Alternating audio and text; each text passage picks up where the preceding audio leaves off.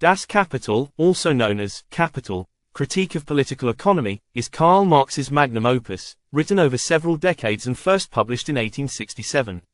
The book offers a thorough critique of political economy and capitalism, with a focus on understanding the dynamics of capitalist production and its impact on labor, wealth, and society as a whole. The ideas presented in Das Kapital have been foundational to Marxist theory and have had a profound influence on political thought and economic theory.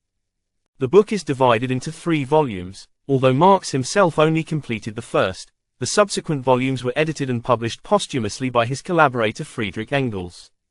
Volume 1, The Process of Production of Capital. The first volume of Das Kapital primarily focuses on how value is generated within a capitalist system.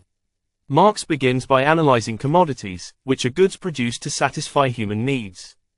He differentiates between use value, the utility of an object, and exchange value, its worth in trade. Marx then introduces the concept of labor power and explains how labor contributes to the production of surplus value, which is the source of capitalist profit. In the capitalist system, workers sell their labor power to capitalists, who own the means of production. The key to capitalist profit lies in the exploitation of labor.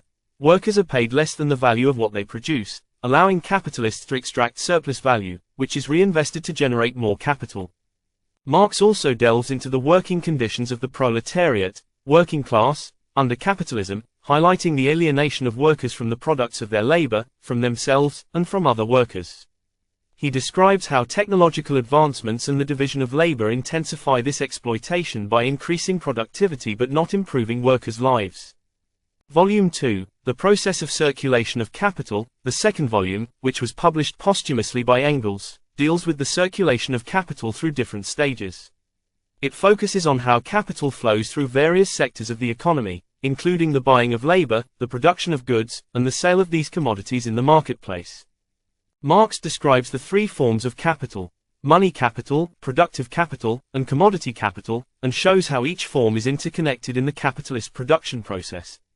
He also analyzes how circulation crises can occur, leading to economic instability, despite capitalists' attempts to maximize profits and maintain smooth operation. While the first volume centers on production, the second volume emphasizes the challenges of sustaining economic growth and maintaining a constant circulation of capital. Volume 3, The Process of Capitalist Production as a Whole. The third volume, also edited by Engels after Marx's death, addresses the broader system of capitalist production and competition. Marx explores the distribution of surplus value among the various classes of society: capitalists, landlords, and workers.